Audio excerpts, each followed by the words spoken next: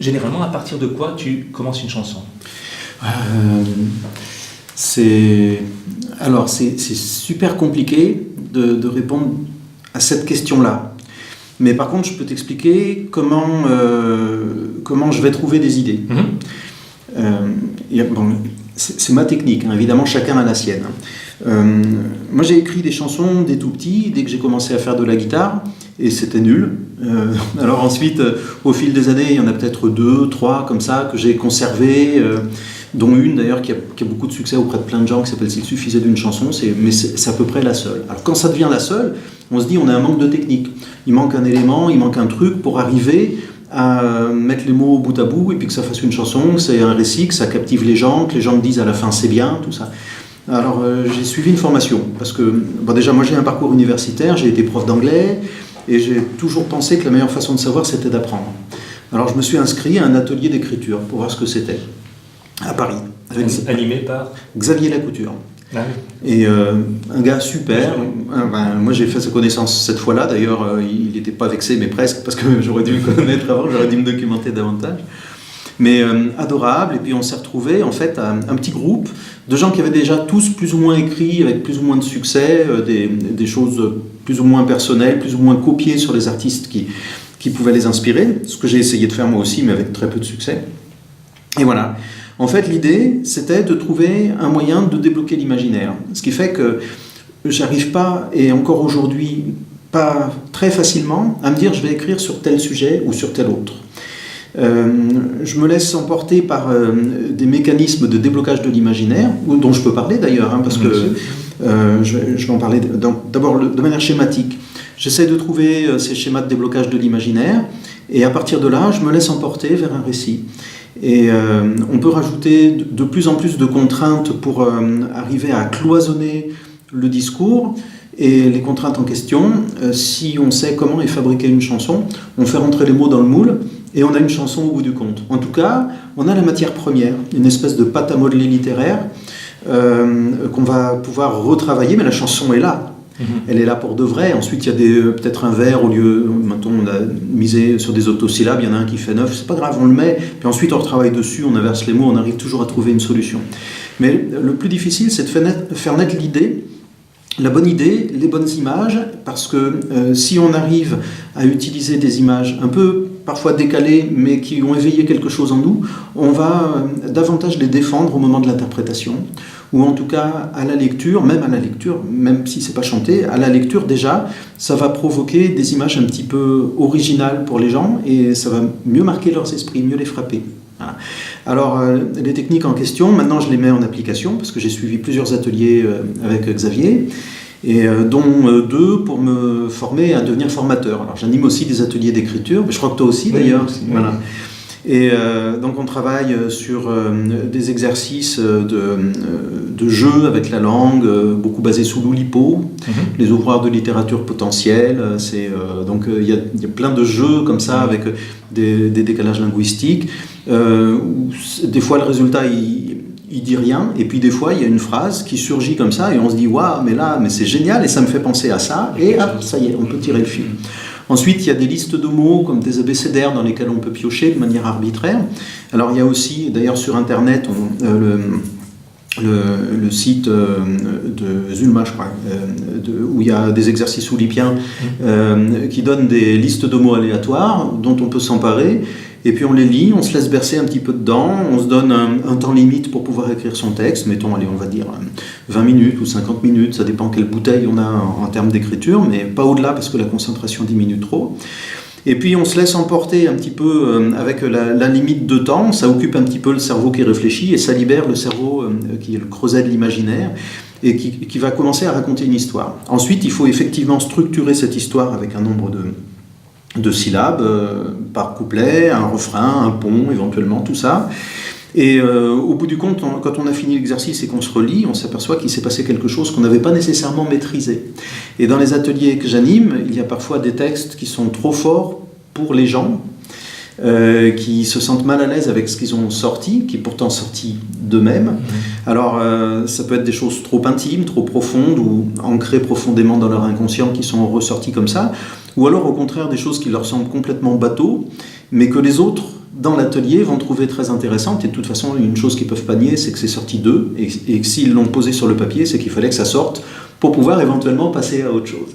Et moi, je travaille comme ça. Je tartine, je fais plein de textes, et j'en conserve peut-être un dixième. Et assez bizarrement, d'ailleurs, c'est ceux-là qui vont m'inspirer une mélodie. Parce que pour moi, la mélodie vient après. D'accord. J'ai été bavard, hein? Non, c'est très bien. Allez, parlons de la musique, alors allons-y. Par quoi tu l'attaques? Oui, par la mélodie? Quand il s'agit de faire une chanson, c'est effectivement d'abord la mélodie qui me vient. Parce que je me laisse porter par la mélodie des... Donc tu as le texte? Ouais, j'ai le texte. Et tu pars du texte pour créer la mélodie? Oui. Je lis le texte sans nécessairement m'occuper du sens, même si il y en a. Tu t'occupes alors des phonèmes, du son. Il y a des voyelles qui portent plus ou moins telle note. Ou quand on lit avec intention, on s'aperçoit que, bon, évidemment, il ne faut pas lire comme ça et puis avoir un ton mono, mais il faut vraiment lire avec intention, se laisser surprendre par le contenu du texte. Il y a déjà une mélodie sous-jacente. Alors, soit je m'occupe d'abord du couplet, soit je m'occupe d'abord du refrain quand il y en a un. Et à partir de là, je déduis la suite. Et avec la pratique, la suite, je finis par l'entendre comme un petit disque qui tournerait dans ma tête. D'accord. Donc, ta mélodie, tu l'as créée dans ta tête, en fait. Dans la tête. Sans instrument. Sans instrument. Et ça m'arrive même de la créer quand je me promène. Donc, j'ai maintenant avec le téléphone, voilà, c'est facile, il y a un petit dictaphone dessus, donc je fredonne. Et des fois, le résultat peut être surprenant pour les proches quand ils l'entendent, que je leur fais « Ah, j'ai trouvé une mélodie, tiens, vas-y, écoute, ça donne ça. » Oh ouais, bon, c'est pas terrible quand même. Moi, elle est là. Et si elle reste là plusieurs jours, ça veut dire que ça fonctionne. Alors des fois, ça part d'une phrase, le titre, ou une phrase du refrain, que je me triture, je me balade en allant chercher le pain, par exemple, et puis la mélodie, elle me vient, donc je me la répète plusieurs fois, je me l'enregistre, je me la fredonne. Et à partir de là, il y a tout le reste qui coule de source. D'accord. Et l'esprit général de la chanson, il est, lui, par contre, généralement dicté par le thème abordé dans la chanson. Et puis parfois, ça peut être un peu décalé. C'est-à-dire le thème peut être grave et le ton léger. Et puis... Bien sûr, intéressant. Tout est possible. D'accord. Donc en fait, rien de technique dans tout ça. Parce que dans ta mélodie, tu cherches, tu ne sais pas dans quelle gamme tu es. Alors tu pars pas d'une gamme, Ouais, si. Ouais, alors sans le dire. Moi, j'ai un grand problème par rapport à ça. J'ai 25 ans de guitare instrumentale dans les pattes, dans la tête. J'ai pas l'oreille absolue, j'aurais bien aimé, encore que je sais pas si c'est vraiment un avantage tout le temps, mais j'ai l'oreille relative, c'est-à-dire que quand j'entends un son de référence, je peux aligner tous les autres et prendre des dictées de solfège, voilà. Donc tu sais sur quel intervalle, dès que tu fais un pam, tu sais quel intervalle. Je sais ce que c'est, et je peux l'écrire, et je peux le reproduire, et je peux l'identifier, voilà. Et donc j'ai beaucoup travaillé sur la composition, sur l'harmonie de manière générale. Je suis auteur de 2 ouvrages consacrés à l'harmonie destiné à la guitare. Puis là, je suis en train de rédiger un petit bouquin sur la composition, justement, pour donner des pistes, avec des schémas rythmiques, parce que le rythme a beaucoup d'importance. Le grand Bernard Lavilliers disait mélodie, tempo, harmonie. Je crois que c'est à peu près les 3 éléments clés de la composition. Donc il faut la mélodie, le rythme et puis les accords. Et une fois qu'on a rassemblé tout ça, on arrive à quelque chose de bien. Mais ça veut dire que ça sous-entend que pour la mélodie, il faut connaître les gammes, il faut connaître les tenants et les aboutissants des gammes, savoir ce que c'est, comment fonctionne une gamme majeure, une gamme mineure, les gammes mineures, les différents modes également, quelles sonorités ils ont. Donc s'entraîner à les écouter, à les reproduire, à baigner dans leurs ambiances. Et puis le rythme, connaître un petit peu toutes les figures rythmiques pour pouvoir, quand on a une découpe sur un vers, que ce soit un octo, un alexandrin ou un 10 syllabes, 7, même 3 des fois, ou 5, voilà, arriver à découper ça pour pouvoir le poser sur un rythme qui lui donne du sens. Voilà. Et puis ensuite l'harmonie, c'est justement les accords, c'est tout ce qui va se mettre en relation avec la mélodie, et parfois de manière un petit peu surprenante, avec des accords invités, des accords surprises. Mais tout ça, c'est un long travail d'apprentissage préalable qui fait que maintenant ça se balade un petit peu dans ma tête et ça ressurgit comme ça. Mais c'est beaucoup de travail en amont. Voilà. Donc il y a beaucoup de techniques, mais plus maintenant. Voilà, c'est ça. Elle est visible, quoi. Voilà. Mais elle est là. Elle est là. Tu cherches ta mélodie, tu sens que là, tu le sens si tu vas être en mineur, en majeur. Enfin, tu peux pas l'éviter. Voilà. D'accord, ok. D'accord. Et tu harmonises après? J'harmonise après, oui, et puis c'est aussi selon l'esprit du morceau. Il y a des morceaux peut-être un petit peu plus jazzy qui vont se prêter à l'utilisation d'harmonies empruntées à diverses tonalités à laquelle appartient un même accord. Ce qu'on appelle l'interchange modal quand on fait un petit peu d'harmonie. Et puis sinon, on peut rester tout droit, travailler sur les 3 accords majeurs d'une tonalité, puis ça peut suffire. Ou faire un blues. Alors à ce moment-là, on utilise les accords du blues, éventuellement avec un petit accord étranger au moment un moment calculé pour relever un petit peu la sauce et créer la surprise. Parce qu'il faut que les gens soient surpris tout le temps dans une chanson, si on veut les conserver avec nous. Voilà. Super. Beaucoup de travail, est-ce que tu fais beaucoup de réécoute après, de peaufinage, d'amélioration? Oui. Ou est-ce que oui. Ça prend du temps? Ah ouais. Parce que, le texte, il est le texte, je peux revenir dessus. Peut-être même des fois, il a été déjà fixé sur un support, et puis il y a un mot qui ne me plaît plus, et ben je le change. C'est pas grave. C'est pas grave, de toute façon c'est à moi, je fais ce que je veux. Je fais ce que je veux. La mélodie, si j'enregistre pour pré-maqueter ou me souvenir de ce que j'ai fait et que je recommence plus tard à rechantonner le même air, s'il y a une évolution dans la mélodie, je garde la nouvelle évolution. C'est parce qu'elle est plus naturelle. Mais ça peut se produire aussi plusieurs semaines après. Et puis pour les accords, une fois que je les ai un peu travaillés autour de la mélodie, souvent ils restent en place, mais c'est simplement la partie guitare qui va évoluer, avec un accompagnement qui peut s'enrichir de parties instrumentales, même pendant le chant, parce que j'ai la possibilité technique de le faire aussi. Bon, c'est pas toujours nécessaire, des fois j'aime bien juste gratter comme ça, parce que c'est aussi ça la guitare, c'est joli aussi. C'est joli aussi. Donc, il ne faut pas s'en priver. C'était quoi la question? Non, je te demandais si tu mettais du temps à obtenir le produit fini, quoi, la chanson. Et puis, des fois, il y a des chansons qui sont très abouties. Et puis, à la réécoute, alors là, je me fais aider, je me fais entourer de ma Martine à moi, par exemple. Il faut demander des avis. Alors, des avis consultatifs. Oui. Sans nécessairement en tenir compte. Oui. Mais ta Martine à toi, qui est là, oui. elle n'est pas musicienne.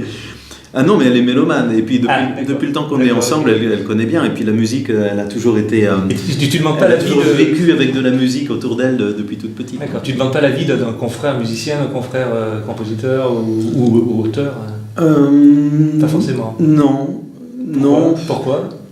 Parce que je veux vraiment rester dans mon univers. Et puis, t'as peur Non, c'est pas ça. Non, parce qu'il y a des choses que par exemple, je travaille avec une chanteuse qui s'appelle Lindita. Je lui soumets les chansons et puis ensuite elle me dit moi je ferais bien ça plutôt à tel endroit. Alors je lui laisse sa marge de manœuvre. Mais la collaboration elle s'arrête là grosso modo parce que surtout en ce qui concerne la mélodie, j'ai des idées assez arrêtées sur l'impact. Et quand je vois que l'impact n'a pas fonctionné, c'est parce que j'ai pas trouvé encore la bonne solution. Mais ensuite, j'ai une espèce de chapeau, un melon incroyable par rapport à mes connaissances en harmonie. Et je pense que je peux trouver les bonnes ficelles jusqu'au moment. Et puis des fois, même, j'ai suffisamment confiance en moi pour me dire c'est parce que la chanson, elle n'est pas encore assez bien interprétée, assez bien jouée, assez bien chantée, pour qu'on entende bien l'impact. Et puis c'est arrivé effectivement plusieurs fois que même ma Martine à moi me dise là ça va pas, et puis ensuite elle me dit en fait ce qu'elle est pas c'est tu le faisais trop lent. Ah oui, ça c'est... Alors mais je le faisais lent parce que je l'apprenais, oui. D'accord. Donc c'est à ce niveau-là que ça se joue. Et puis j'aime bien que tout le produit autour du texte et de la musique soit fidèle à ce que j'ai dans la tête jusqu'au moment où ça apparaît sur scène. Je travaille avec d'autres musiciens, avec basse batterie, là j'ai pas grand chose à leur apprendre. Et puis je travaille avec une multi-instrumentiste qui fait des flûtes, de la clarinette, du violoncelle, de l'accordéon diatonique, de la cornemuse. Alors là j'écris tout. Et je lui donne, et je lui dis, tu fais pour le mieux avec ça. Parce que je veux que ça ressemble le plus possible à ça, parce que c'est ça que j'entends, et c'est à ces endroits-là que je voudrais que les interventions se produisent.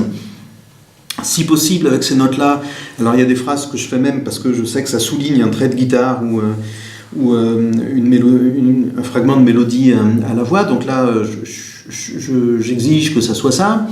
Mais j'exige avec beaucoup de sympathie et beaucoup de douceur quand même. Et puis je laisse aussi une part un petit peu de création. Il peut y avoir une partie improvisée. Donc là, je laisse complètement libre cours à l'imagination du musicien. D'accord. Elle s'appelle Marie Liéby, la musicienne en question, et elle fait un travail formidable. Donc j'ai pas de raison de l'empêcher de créer des choses, même si elle préfère s'attacher à ce que j'ai écrit, mais des fois je vois que ça passe pas, alors je me dis c'est parce que je sais pas bien écrire pour le violoncelle, alors vas-y toi fais-le, toi, tu sais faire toi. Et les contre-propositions qu'elle me fait sont toujours bien dans l'esprit, mais peut-être justement aussi parce qu'elle sait qu'elle doit répondre à ces exigences que j'ai vis-à-vis de l'orchestration. D'accord. Et dans l'interprétation, toi, qu'est-ce que tu as l'impression d'ajouter quand tu passes de cette chanson en maquette à l'interprétation sur scène? Je chante dans mes spectacles de création que des chansons dont je suis auteur et compositeur. Donc c'est des choses auxquelles je crois et que je peux défendre à fond. Alors maintenant, ce que je peux apporter à l'interprétation, je ne sais pas. Je ne sais même pas si je suis vraiment un chanteur. Enfin, ça ne fait pas très longtemps que je chante. Mais je pense que j'y mets suffisamment de sincérité pour que des fois les gens viennent vers moi en me disant qu'est-ce que vous avez une belle voix, alors que moi je ne trouve pas particulièrement. Enfin bon, peu importe. Où les gens me disent qu'est-ce que c'est bien, est-ce que je pourrais avoir les paroles de cette chanson. Voilà, donc je pense que le côté interprète, c'est un peu l'interface entre la chanson telle qu'elle existe et puis les gens qui vont la recevoir. Mm-hmm. Alors je les défends vraiment très très dur comme ça, mais quand Lindita par exemple, qui a elle une voix grave, magnifique, enveloppante, envoûtante comme ça, chante certaines de mes chansons toute seule, à ce moment-là c'est moi qui l'accompagne à la guitare, je deviens son musicien. Eh bien, l'impact, il est encore décuplé. Voilà. Si j'avais un interprète qui était vraiment tout le temps aussi fidèle que ça sur toutes mes chansons, je suis preneur tout de suite. Hein. Mais j'aime bien le faire quand même. Oui. Après, j'ai des exercices pratiques. Est-ce que tu pourrais... Alors tu peux, j'ai trois propositions en travaux pratiques. Ouais. Soit faire l'analyse d'une œuvre, d'une chanson, un petit bout de chanson, ou faire un petit bout de chanson et nous expliquer ce que tu as essayé de mettre, ce qui te tient à cœur dans tout ça, ce à quoi tu as veillé au cours de l'élaboration de la chanson, à garder, etc. Voilà, l'importance que ça a pour toi. Ou bien mettre en musique une phrase que j'ai écrite, qui est « j'ai fait les paroles, j'ai pas la musique », ma phrase. Ou bien écrire un texte sur une musique que je te propose, c'est Au clair de la lune, donc un autre texte sur Au clair de la lune. Voilà, t'as trois pistes. On dirait que j'ai combien de temps alors? Ben là, c'est du direct live.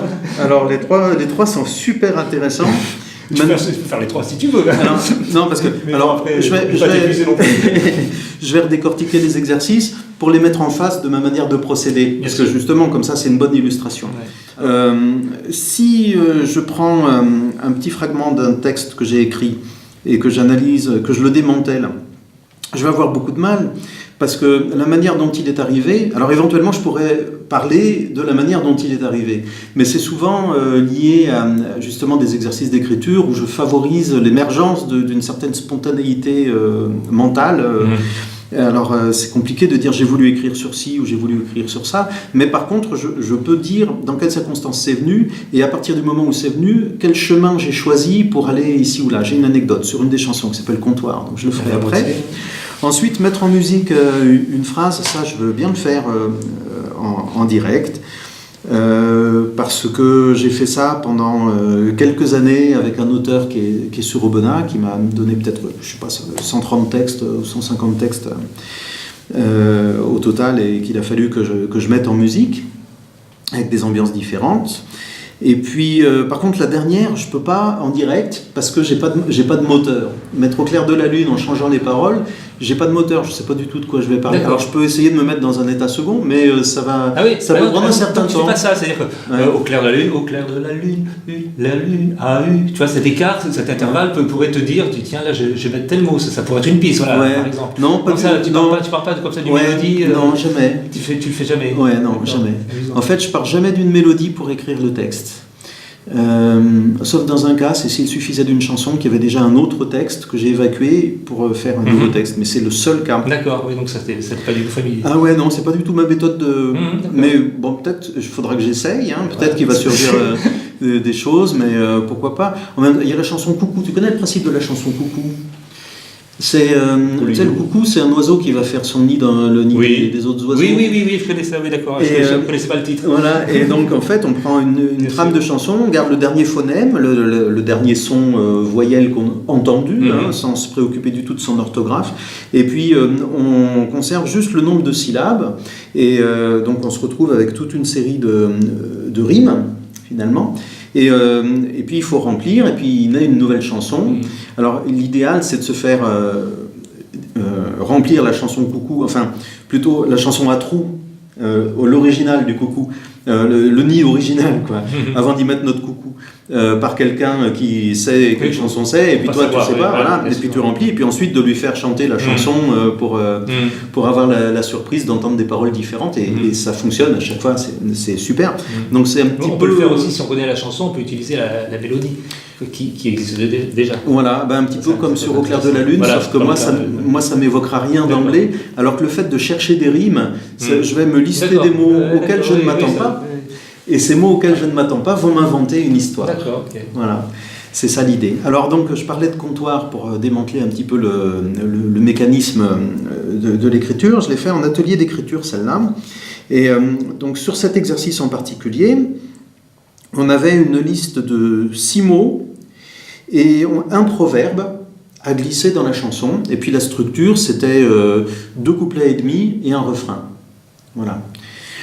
Et donc je regardais ma liste de mots, et puis le proverbe c'était « Tant va la cruche à l'eau qu'à la fin elle se casse ». Et qu'est-ce que je vais bien pouvoir dire avec ça? Et j'étais dans ma salle de cours avec tous les autres stagiaires, et je lisais ma liste, et il y avait des mots, il y avait que des mots qui ne me disaient pas grand-chose, mais au bout d'un moment, à force de lire la liste de mots, et puis « Tant va la cruche à l'eau », on va boire un verre. Il y avait un resto de l'autre côté de la rue, on approchait de midi, je me disais, peut-être boire un petit verre. Ah bah tiens, si je faisais une chanson sur l'alcoolisme. Et puis j'ai commencé ma chanson sur l'alcoolisme, et puis le deuxième couplet démarre « Tant va la cruche à l'eau qu'à la fin elle se casse, non, je t'insulte pas. Comprends que c'est une image. Ça, c'est pas un verre d'eau, puis toi, t'es pas si naze. » Et donc j'ai fabriqué toute la chanson autour de ça, et puis à la fin de la chanson, donc j'étais vachement fier, j'ai mis mon point final, je la trouvais jolie, je la trouvais bien ficelée. Puis il y a ma voisine de table qui me dit oh là là, il y a un mot, j'arrive pas à le glisser dedans. Je lui dis ben oui, c'est embêtant. Et puis à ce moment-là, j'ai réalisé que j'en avais mis aucun. C'est-à-dire que les mots m'avaient envoyé une histoire. La phrase, le proverbe, je l'ai glissé, j'étais fier, mais aucun des 6 mots, je les avais mis dedans. Et j'ai tout relu pour essayer de trouver à quel endroit je pouvais les glisser. Et ensuite, le principe de l'exercice, c'était ensuite de lire le texte à haute voix devant tout le monde pour que chacun donne sa réaction. Et j'ai avoué à Xavier Lacouture après que j'avais oublié de mettre les mots en question. Il m'a dit c'est quelle phrase? Alors je lui en ai lu une, et puis celle que c'était avant il m'a dit mais avec le mot de contrainte, c'est bien plus efficace. Parce que l'image est décalée. Voilà. Donc, pour la première question, voilà ma réponse. Tu nous l'as fait? Je l'avoue. Là maintenant, tout de suite? Oui, pourquoi pas.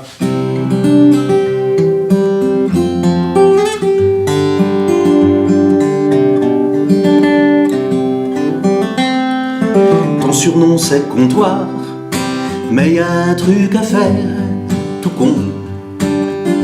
Arrête de boire.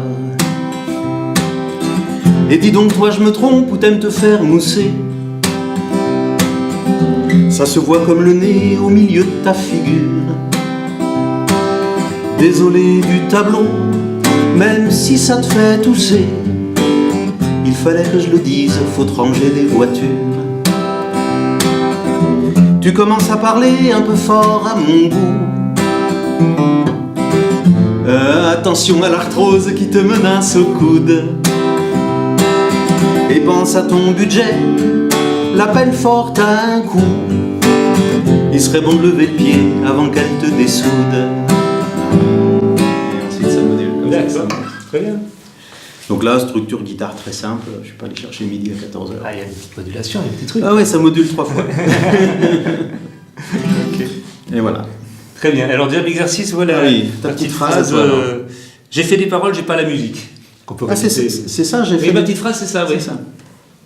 Alors, donc, ce que je vais d'abord faire, c'est. Ça peut prendre un certain temps, hein, puisque je me répète la phrase jusqu'à ce qu'il vienne quelque chose. Donc, j'ai fait des paroles, j'ai pas la musique. J'ai fait des paroles, j'ai pas la musique.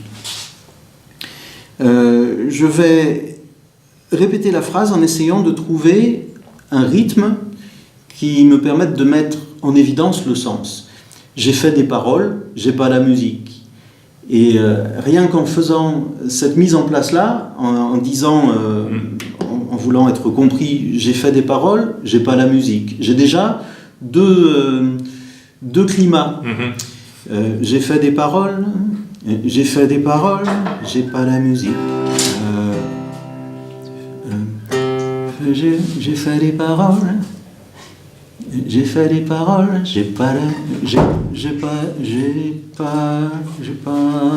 j'ai fait des paroles, j'ai pas la musique. Ah ouais, j'ai fait des paroles, j'ai pas la musique. J'ai fait des paroles, j'ai pas la musique. J'ai fait des paroles, j'ai pas la musique. Voilà.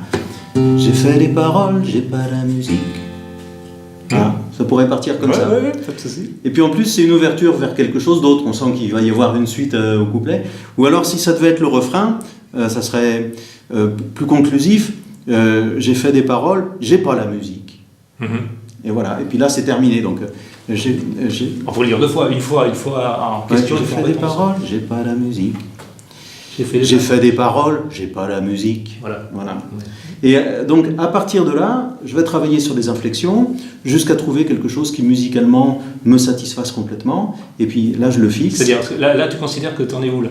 Je suis à l'intention générale. Voilà, et tu as quand même un petit dessin mélodique. Voilà, j'ai un dessin mélodique et je vais le travailler pour voir si telle note serait pas plus intéressante de cette manière-là. Mais je pense qu'au niveau du rythme, ta ta ta ta ta ta ta ta ta ta. 1, 2, 3, 4, 5, 1, 2, 3, 4, 5. Voilà. Voilà, je pense que c'est ça. Tu vas travailler ça avec l'harmonie du coup. Là, tu vas rajouter l'harmonie non, pas encore. Je vais encore retravailler un petit peu sur la ligne mélodique, voir si je suis bon à ce niveau-là.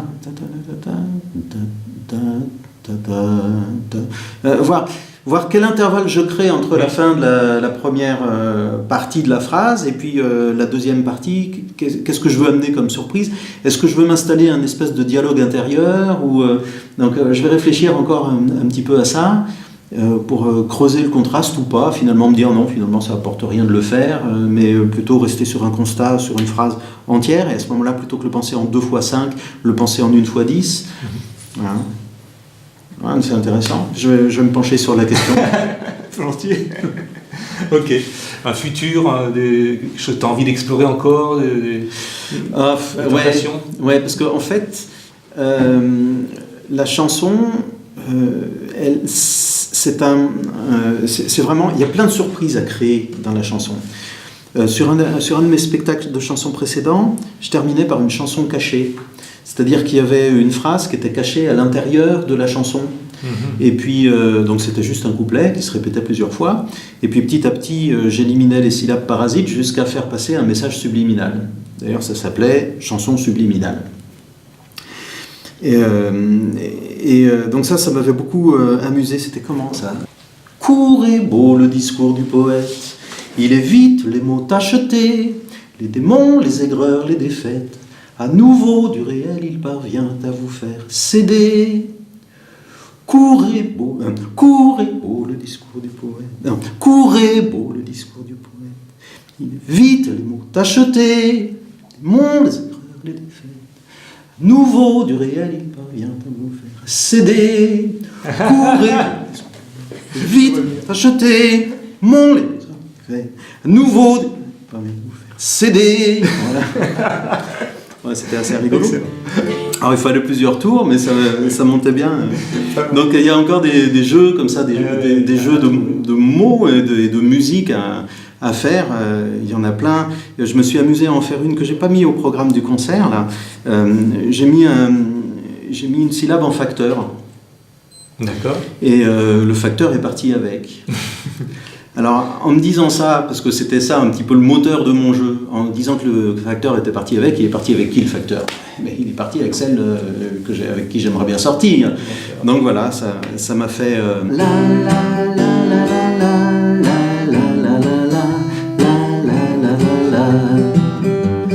Mon facteur est un grand échat, sur son vélo tel un cancreux, livre mes lettres à ma falba, qu'elle lit vautrée sur son matteux.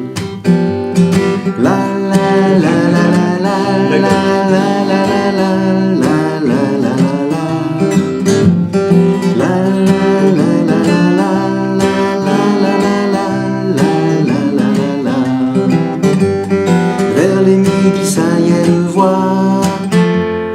faisant chemin parmi les vies, avec sa casquette de gars, j'attends une lettre par Fanny.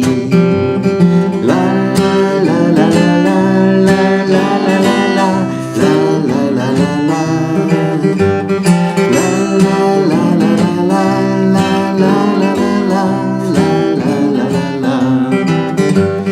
Mais il passe à sonne des eaux, continue à toujours pédale, pas de courrier, j'étais choco, adieu fol amour que rien n'égale.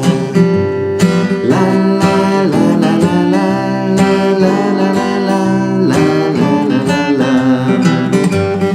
Mon pauvre cœur il le mutile, car les missives qu'il trimballe, il les a priés, les empire, afin de séduire ma falba.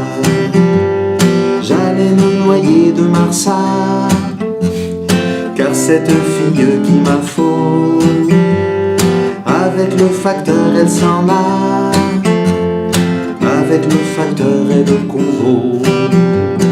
La la la la la la la la la la.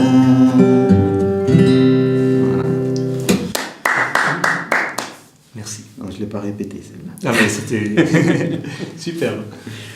Donc il y a ça, mais il y a plein de jeux, encore plein d'autres choses à faire, donc plein de pistes à découvrir, écrire des chansons. Et puis c'est raconter aussi des histoires. Moi, toutes mes compositions guitare pendant des années ont toujours eu une dédicace. Je les ai toujours écrites pour quelqu'un ou en pensant à quelqu'un. Donc mes chansons, c'est un petit peu la même chose. Et quand il y a une idée qui ressurgit à cause d'un exercice, eh bien, il ressurgit toujours à bon escient. Il parle toujours de quelqu'un, de quelque chose, d'une situation. Voilà. C'est tout ce que j'avais à dire à propos de ça. C'est déjà bien. Merci. Merci.